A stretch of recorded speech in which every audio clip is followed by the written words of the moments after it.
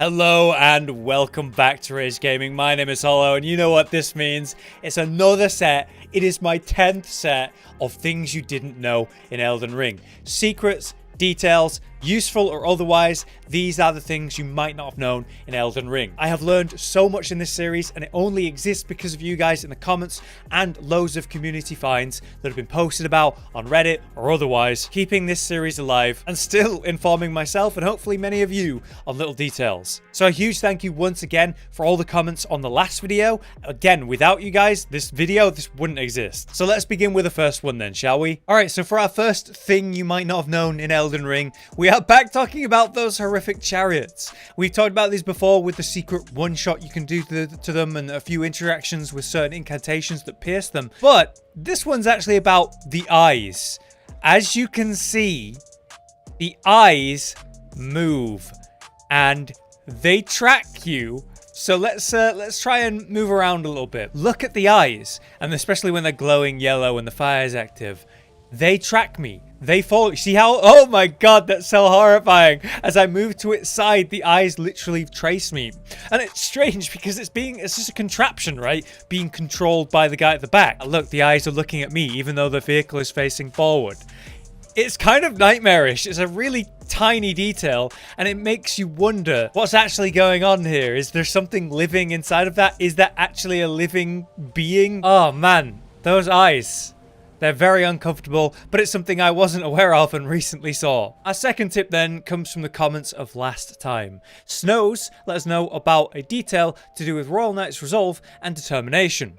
This is a simple Ash of War that I'm sure most of us know how it works. You apply it, and then the next hit is going to do extra damage. We can actually use this to do the biggest hit in the game, which I used to get over 15,000 damage in one single hit. Yeah, it's a very powerful, effective tool that you can use on many weapons. The problem is, like I said, once I apply this buff, I have a few seconds to land one hit, and then after I do that, it's consumed and the effect fades. But what happens if we're talking about a weapon that is actually two?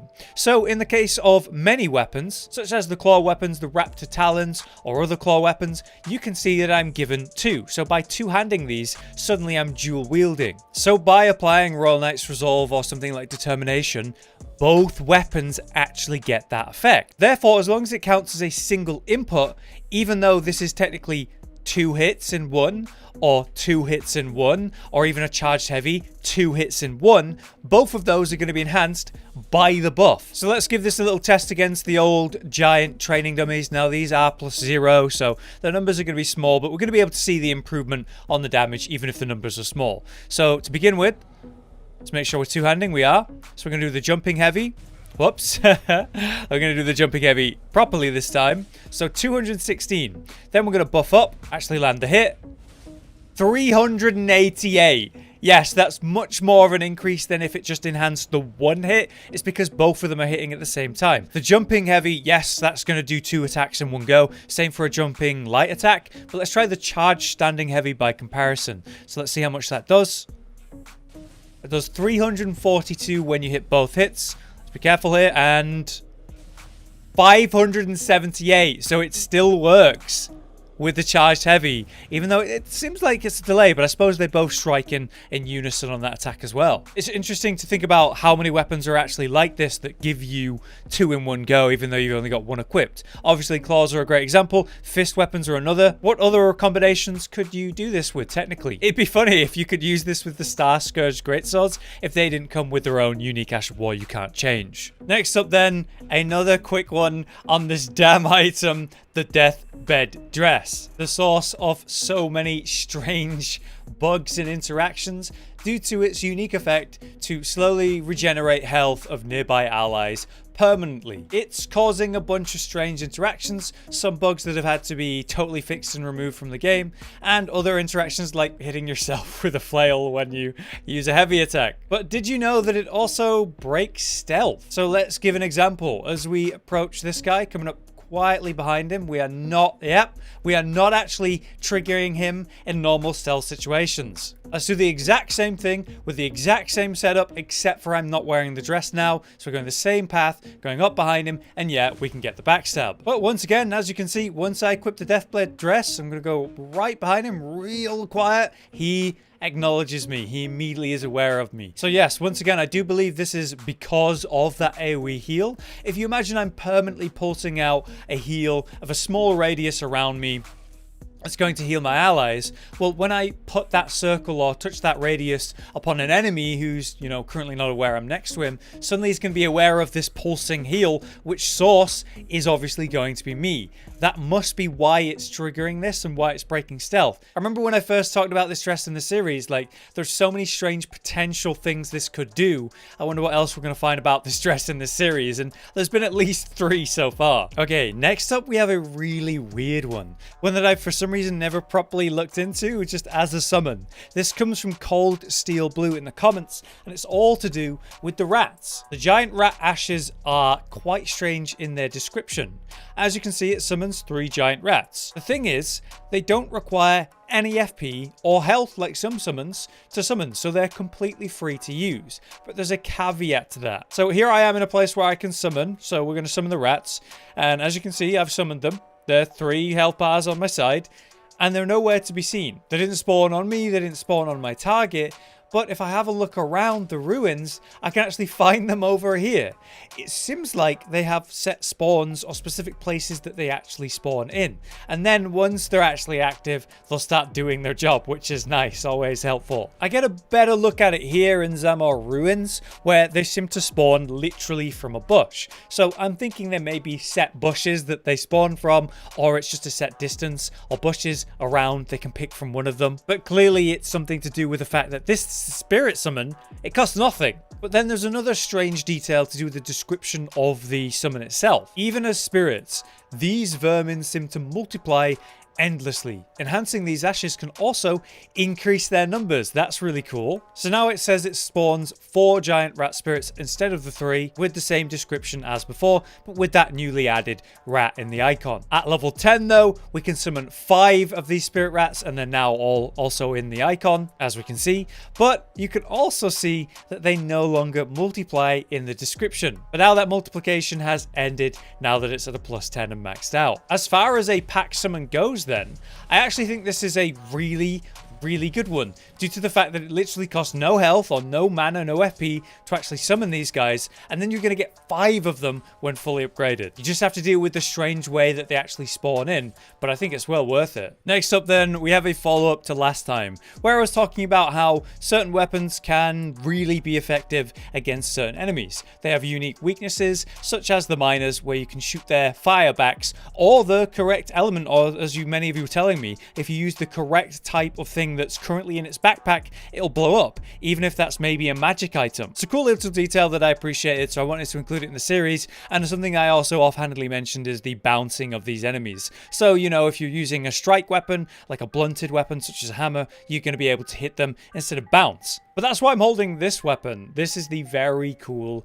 Meteoric Ore Blade. Not only is it inherently a magic and physical weapon, but it's forged from meteors, right? This is a rock solid, as it were, blade. The impact is said to resemble the crash of a falling meteor. So as a weighty blade, it has a unique effect. Despite its slash and pierce status, you can also deal strike damage to the enemies that are vulnerable to that. So where I would normally bounce on these guys, I am not bouncing at all. I find this such a strange, unique, and specific detail that I also really appreciate. The fact that a weapon like this has a unique effect against just a few enemy types in the game, like say the crystal bosses that you can find or summons, as well as these stone men, these clay men. But there's so few of these enemies to give one specific weapon that kind of a unique effect like that. That's so interesting. And yeah, it also has the unique heavy, which I've covered in its own build. I have a whole build for this weapon if you're interested. But the little details, the subtle things like that, that's what makes great tips and little details for this series. So huge thank you to The Worst Generation again for letting me know about that. Next, we have a community one from Louvenir on the main Reddit for Elden Ring. This madman has found a little but pretty smart skip